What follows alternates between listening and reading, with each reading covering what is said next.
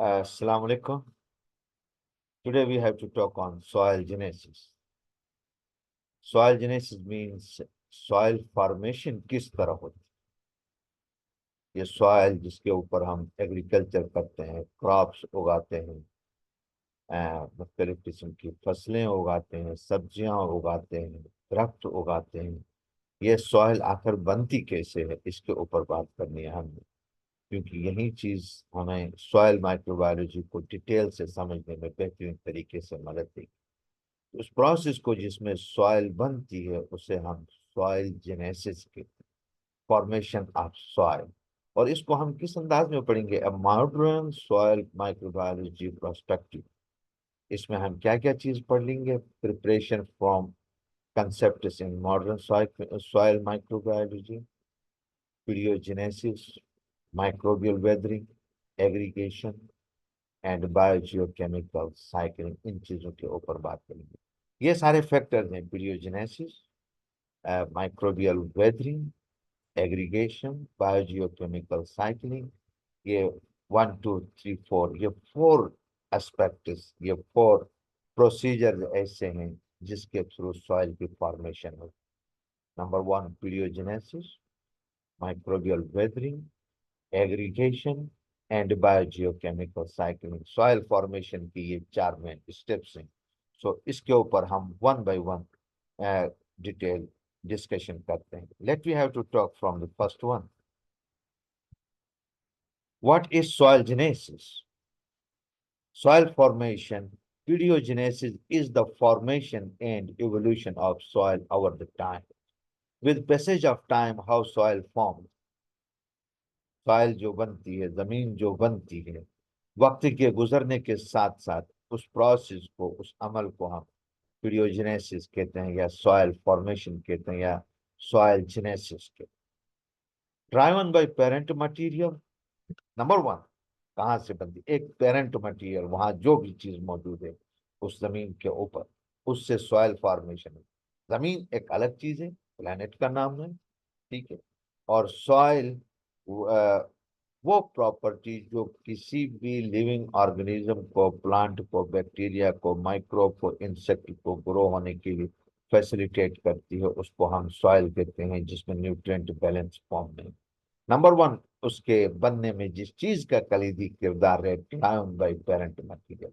जो भी चीज, अगर वहां रॉक है, सैंड है, क्ले है, जो भी चीज है, सबसे पहले जो किरदार है, कलीदी किरदार, उस पेरेंट मटेरियल का है, जो जमीन के ऊपर मौजूद है सरफेस पर।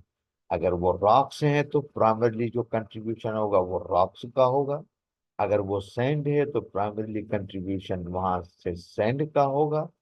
और अब जो भी पेरेंट मटेरियल है उसके ऊपर क्लाइमेट का जो इम्पैक्ट आता है उसके थ्रू सॉइल फॉर्मेशन।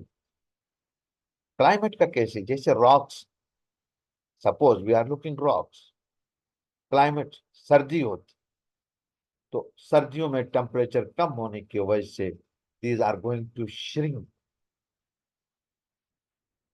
और when temperature is rising, these are expand. तो उनकी सरफेस के ऊपर से जो भी अपर कवरिंग होती है वो ग्रेजुअली वेदर के थ्रू, सर्दी और गर्मी के इम्पैक्ट से वो डिग्रेड होती जाती है। उस प्रोसेस को हम एक्सफोलिएशन, पत्थर हैं या रॉक है, उसके ऊपर छोटे छोटे जर्रात उससे सर्दी और गर्मी के इम्पैक्ट की वजह से वहां से रिमूव होते जाते हैं और इर्द गिर्द जमा होते हैं। उसको हम एक्सफोलिएशन का प्रोसेस कहते हैं, सर्दी और गर्मी। दूसरा जो क्लाइमेट का इम्पैक्ट है, जब बारिश होती है तेज, तो वहां ऊपर से जर्रात को, रॉक के ऊपर से जर्रात को रिमूव करती है और उसके एडजेसेंट जो एरिया है उसी के ऊपर वो एकोमलेट होती है। तो ये रॉक ग्रेजुअली बारीक से बारीक जर्रात में कन्वर्ट होते जाते।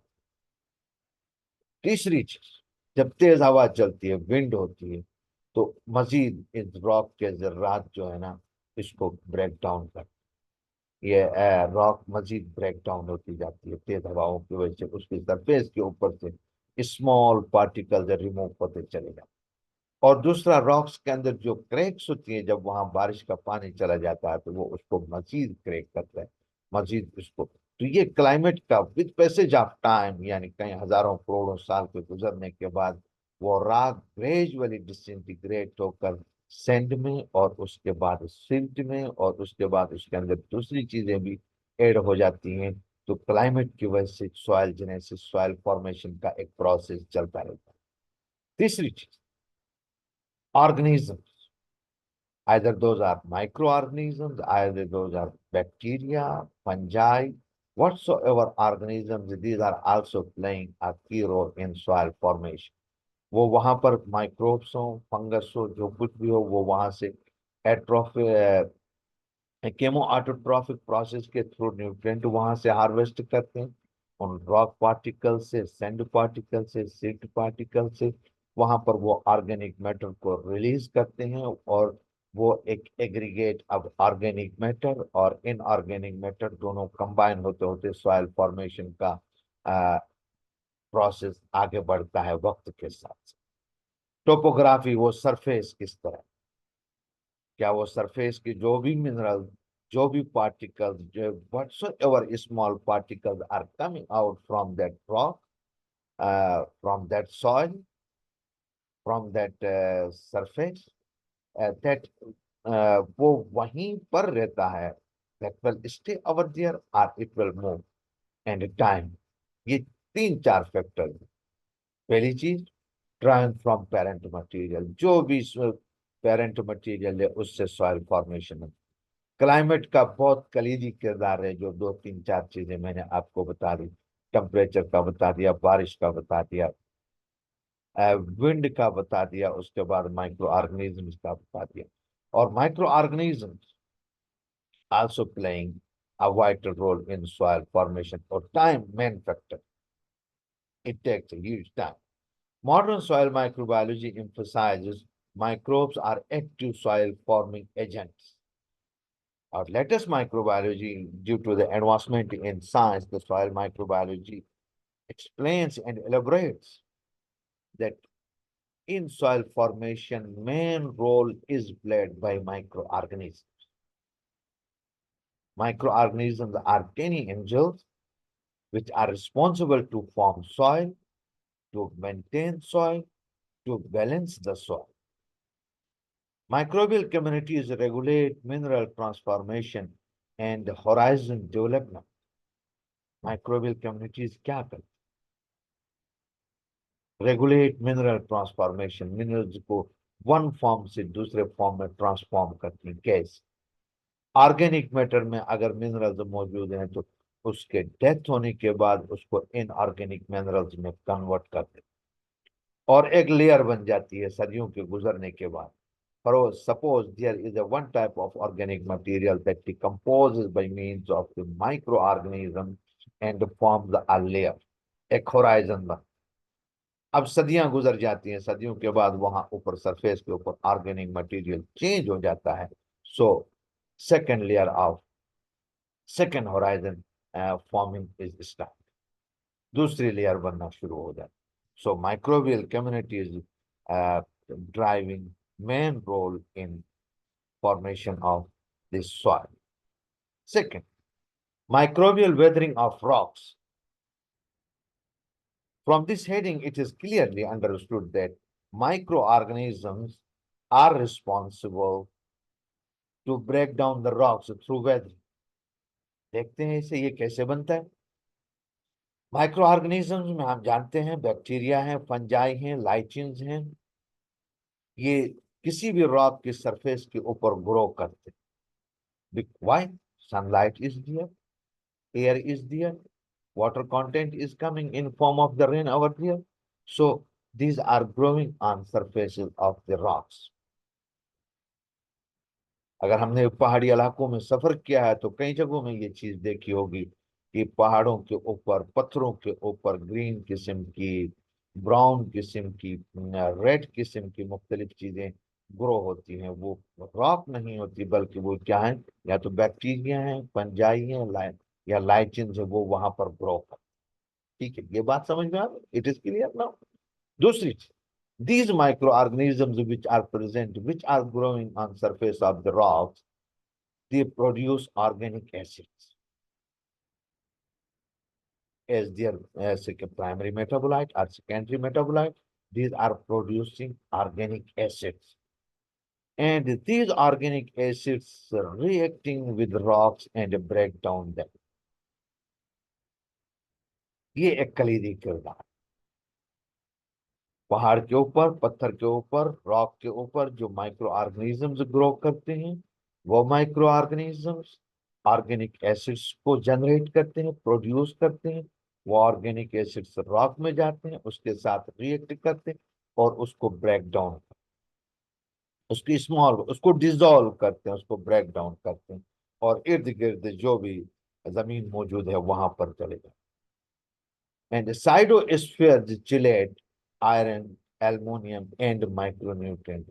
इसके साथ साथ माइक्रो ऑर्गेनिज्म जो ऑर्गेनिक मटेरियल्स या ऑर्गेनिक एसिड्स जो रिलीज करते हैं, एक्सुडेट्स जो रिलीज करते हैं, एक्स्ट्रा सेलुलर एक्सुडेट्स, वो उसके साथ क्या करते हैं, उसको चिलेट करते हैं, उसके साथ जो है ना मिक्स अप होकर उसका एग्रीगेट बनाते हैं और माइक्रोन्यूट्रिएंट्स, ये क्लम्पिंग शुरू।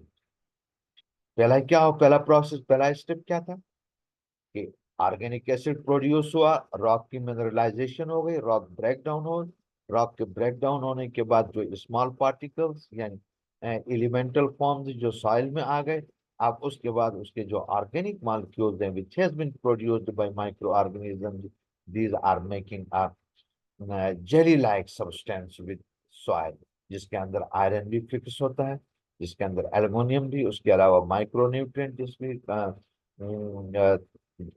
जो भी है, कॉपर है, सल्फर है, जो चीज भी है वो वहां पर उसके साथ फिक्स होकर एग्रीगेट्स बन जाते हैं। Now this aggregate is the first soil forming unit. एक एग्रीगेट, एक मिट्टी का जो ढीला बन जाता है, जिसके अंदर बेसिक चीजें रॉक से आ चुकी हैं, कुछ चीजें माइक्रो ऑर्गेनिजम्स की वजह से, वेदर की वजह से, बारिश की वजह से, उसके अंदर माइक्रो ऑर्गेनिजम्स ने सॉइल के अंदर जो मौजूद हैं, उन्होंने ऑर्गेनिक एसिड्स या दूसरे ऑर्गेनिक मॉलिक्यूल प्रोड्यूस किए, वो उसके साथ मिक्स होकर एक एग्रीगेट बना दिया, जिसको हम उर्दू की जुबान में गीले का लफ्ज इस्तेमाल कर सकते हैं। उसकी फॉर्मेशन में this is the basic unit of soil. Now biofilm retains moisture and accelerate physical disintegration. उसके साथ क्या चीज होती है, अब यहाँ पर माइक्रो ऑर्गेनिज्म जो फर्दर डिस्ट्रीब्यूट, जो भी एग्रीगेट बना वहां पर इनिशियल एग्रीगेट, उसके ऊपर further micro organism will grow over दिया, वो वहां ग्रो, ठीक, बायोफिल्म बनेगी, एक माइक्रो ऑर्गेनिज्म, दूसरा, तीसरा, चौथा, पूरी एक लेयर फॉर्मेशन हो जाएगी, first layer, second layer, third layer, जो भी लेयर होंगे वो सॉइल के एग्रीगेट को कवर करेंगे।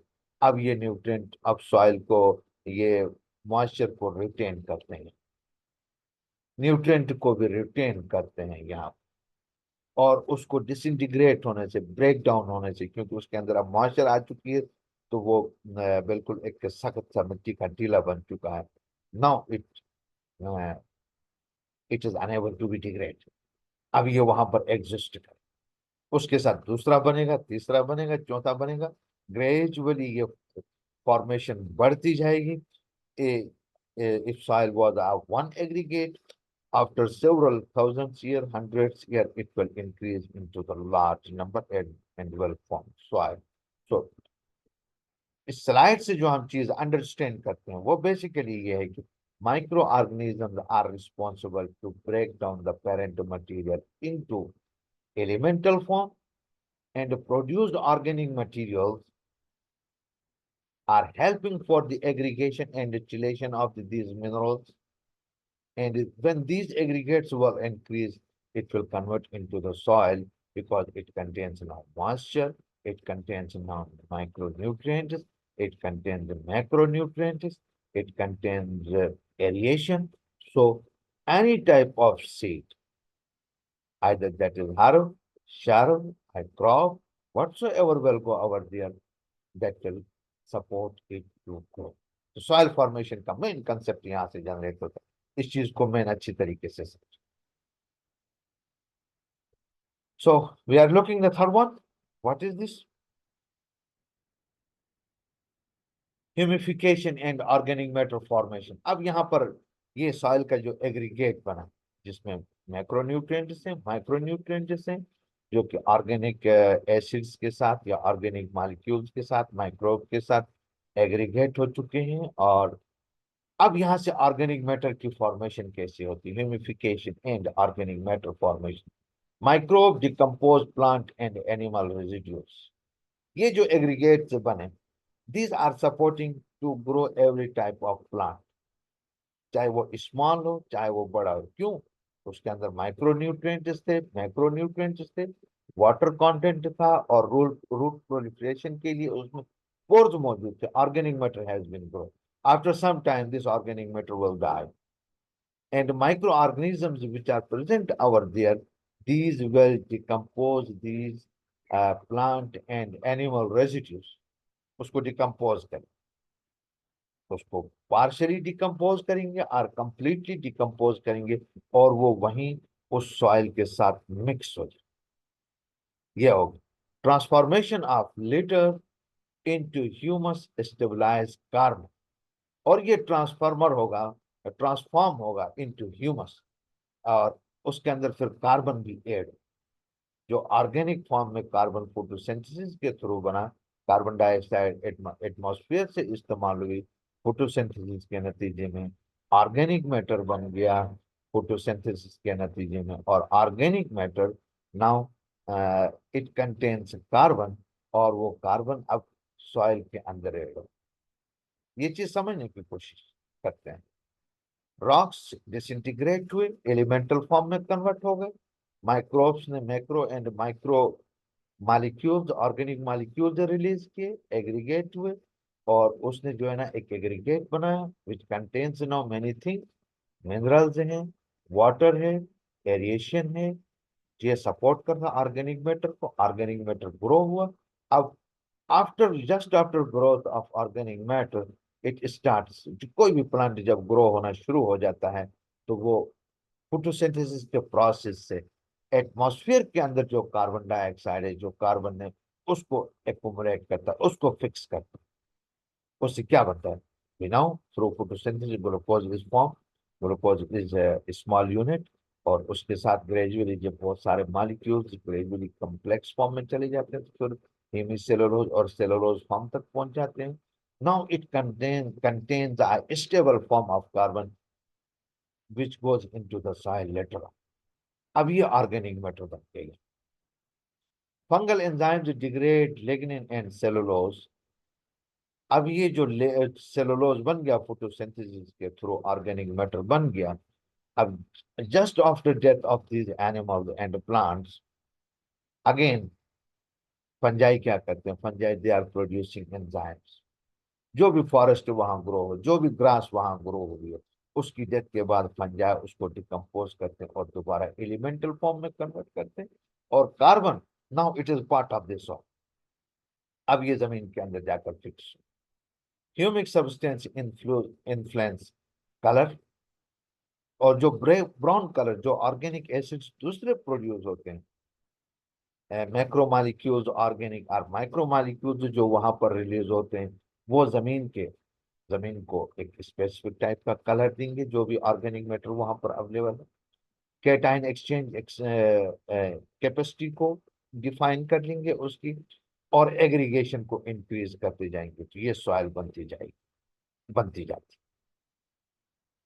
और यकीनन ये दिनों की तो कहानी नहीं है, हजारों करोड़ों सालों पर मुश्तमिल एक वो चल गई। मिनरलाइजेशन एंड न्यूट्रिएंट रिलीज एक फिनोमेना। अब सॉइल फॉर्मेशन में जो फोर्थ कलीदी किरदार है वो है mineralization and nutrient release. Heterotrophic microbes convert organic nutrients into plant available form. अब जब सॉइल बन गई, उसके ऊपर ऑर्गेनिक प्लांट ग्रो होना शुरू हो गए, प्लांट ग्रो हुए, वो बड़े हुए, उनकी डेथ हुई, और उन प्लांट्स को अब माइक्रो ऑर्गेनिज्म से डिकम्पोज करते हैं और उसको एलिमेंटल फॉर्म में कन्वर्ट करते हैं। जब एलिमेंटल फॉर्म में कन्वर्ट हुए तो कहाँ जाएंगे? We can we can think, कहाँ जाएंगे? वो जमीन में जाएंगे वहीं, और वहां पर अब पानी किसी भी सूरत में, चाहे वो बारिश की शक्ल में है, चाहे वो सरफेस वाटर की शक्ल में है, चाहे वो माइक्रोबियल मेटाबोलाइट्स की शक्ल में है, वो उसके अंदर मिक्सअप हो जाए। डिजोल्व हो जाएंगे, and these dissolved elemental forms are now ready to available for the plants to absorb. Plant इसको एब्जॉर्ब करेंगे और इससे प्लांट की ग्रोथ बढ़ती है। इसी के अंदर एक चीज और देखते हैं, देखें nitrogen mineralization. Nitrogen is unstable element mostly present in atmosphere. जमीन के ऊपर ये NO3 NO2 के फॉर्म में मौजूद है और एटमॉस्फेयर के अंदर ये मॉलिक्यूलर नाइट्रोजन की शक्ल में मौजूद है। माइक्रो ऑर्गेनिजम्स क्या करते हैं, हमने पिछली क्लासों में पढ़ा है नाइट्रोजन फिक्सेशन। जो एटमॉस्फेयर की नाइट्रोजन है उसको मखसूस माइक्रो ऑर्गेनिजम्स जो प्लांट रूट्स के अंदर मौजूद हैं उस नाइट्रोजन को ऑर्गेनिक फॉर्म में कन्वर्ट करते हैं। जब ये प्लांट मर जाते हैं तो जो ऑर्गेनिक फॉर्म में नाइट्रोजन है उससे अमोनिया बनता है, उसके बाद नाइट्राइट्स बनते हैं, नाइट्रेट्स बनते हैं और जमीन के अंदर ये प्लांट्स के लिए अवेलेबल है जो प्लांट इसको यूज कर सकते। Phosphorus solubilization. Phosphorus is also essential element, but it is present in fixed form in form of rocks in atmosphere. Rock की form में मौजूद है जमीन के ऊपर। Microbes are releasing enzymes, acids, which are dissolving this phosphorus into solubilized form और plant उसको फिर एब्जॉर्ब कर। प्लांट के लिए इसेंशियल। कहाँ इसेंशियल है? एवरी लिविंग ऑर्गेनिज्म के लिए इसेंशियल है। कहाँ इसेंशियल है? जहाँ डीएनए बनता है।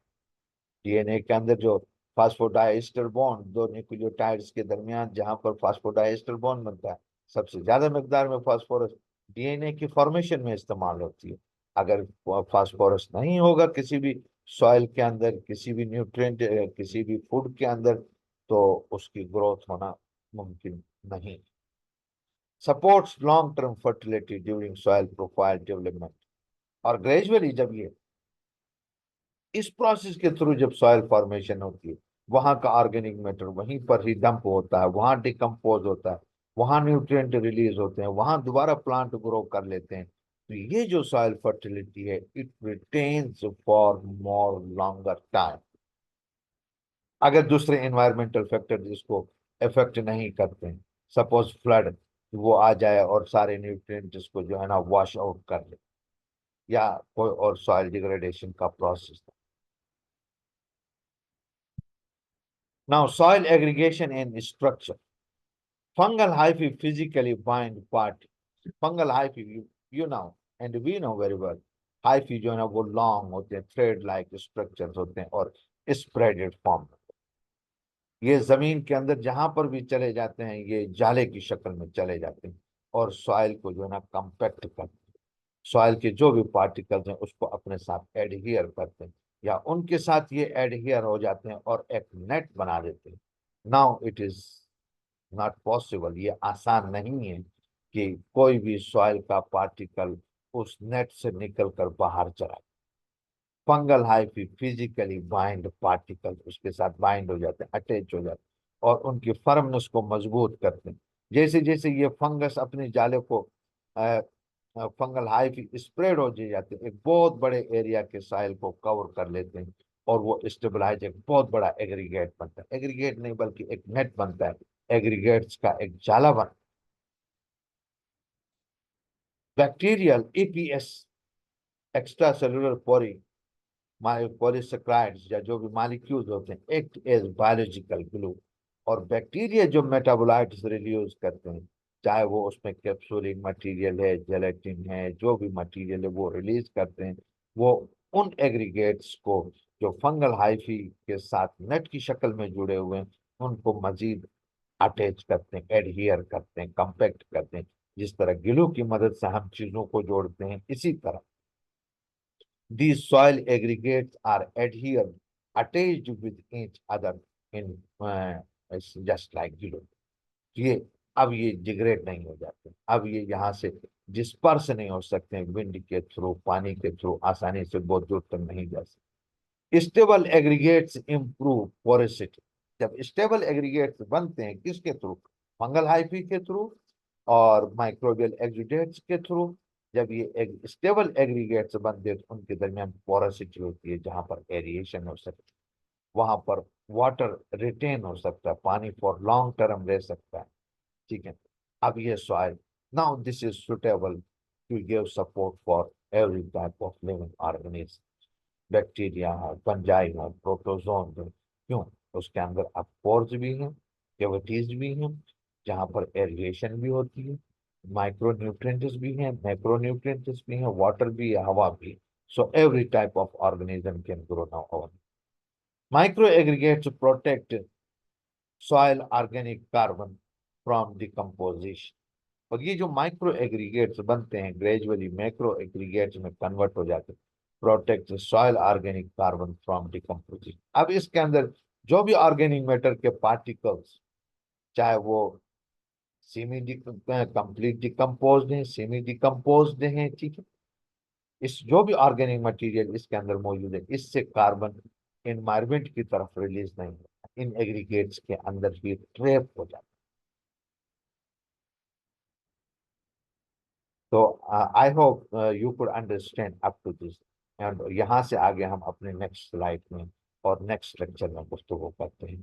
Wish you a nice day.